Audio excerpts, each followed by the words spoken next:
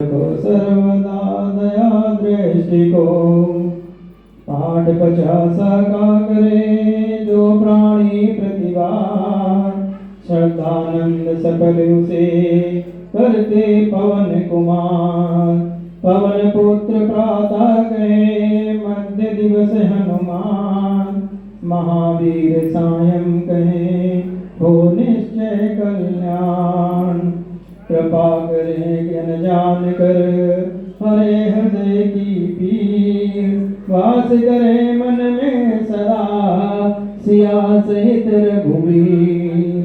बोले सीतापति रामचंद्र भगवान की जय। बोले श्री बालाजी महाराज की जय। बोलो वृंदावन बिहारी लाल की जय। बोलो हनुमान महाराज की जय। बोलो हनुमान जी पंडोकर सरकार की जय।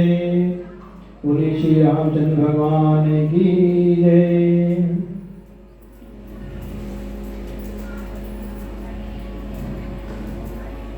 अश श्री राम रक्षा स्तोत्र मंत्रस्य उद्घोषित श्री श्री सीतारामचंद्रो देवता अनुष्टुप सीता शक्ति श्री सीतारामचंद्र प्रीत्यर्थे रामरक्षा